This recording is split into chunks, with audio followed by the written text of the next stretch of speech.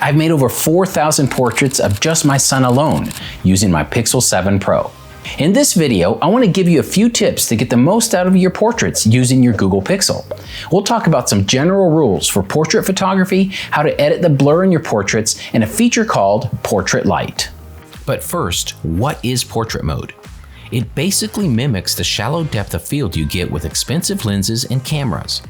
That blur is referred to as bokeh. Here's an example. Notice the difference in the background. That background blur creates a portrait look found in high-end cameras.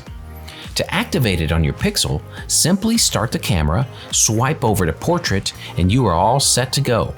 Whether you're taking selfies or want to photograph a friend for a new creator headshot, you have all the tools you need to do so with your Pixel. But here's a few things you should do first. I recommend going into the settings and turning off the flash. Secondly, I suggest switching on your grid. Your phone actually has a grid overlay that you can activate to help you place your subjects correctly. Generally speaking, it's a great guide to help you improve your compositions. Here is how you activate the grid. In the Settings menu, tap on More Settings. Then scroll down just a bit and you'll see a section titled Composition. Here, you'll see an option for framing hints and grid type.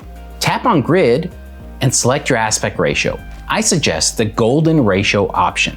Now, I recently took some portraits of a couple friends. Let's see the phone in action and I'll get you some tips on how to take more effective portraits.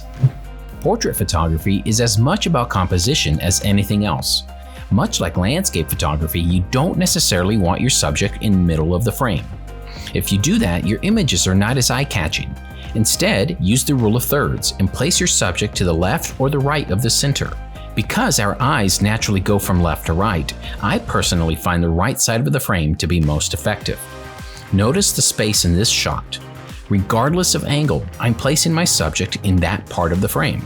Once you've mastered subject placement, don't be afraid to be creative. Remember to vary your angles and to photograph your subject with some room to look off the frame. Like in this photo, leave some space in the frame for the subject to look into, rather than the appearance of looking straight out of the frame. It's a much more effective composition. Here's another composition tip. Pay attention to your background. Notice this shot. I'm using natural framing. In this case, the leaves frame the subject in the shot. But there's a problem. Notice how the background is so busy that it's distracting, especially the tree coming out of her head. That's called a merger. In portrait photography, mergers should be avoided. That's usually an easy fix. Just pay attention to the background. In this case, I moved the subject to the right in the frame, out of the trees to create a much more effective image. This is the image before the move. Just a step to the right and it becomes much better.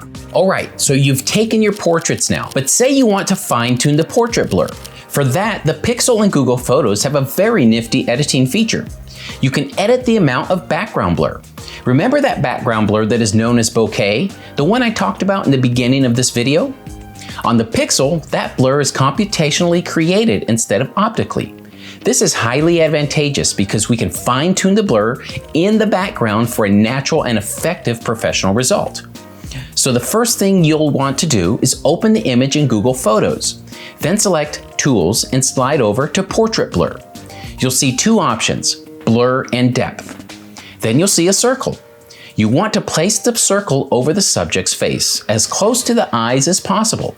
For this image, I put the circle over her right eye. That will be our focal point. Then I will fine-tune the images using the blur and depth options. I don't want the blur to be excessive, so I will zoom in on the photo to get a nice natural blur. Once you fine-tune it to your desired look, you simply save it and you're done. And then it's processed and you can see the final result.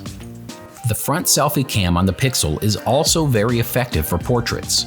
For this shot, I handed the phone to Abigail and she took a selfie. Something you can do afterward is fine-tune your selfies as well using the Google Photos app. One great tool is the Portrait Light option. You'll find it next to the Portrait Blur tool. From there, you can select your face and add just a touch of light to really make your selfies pop. Okay, so taking portraits has never been easier and more convenient, right? So hopefully some of these tips can help you as a creator to take more effective portrait photos.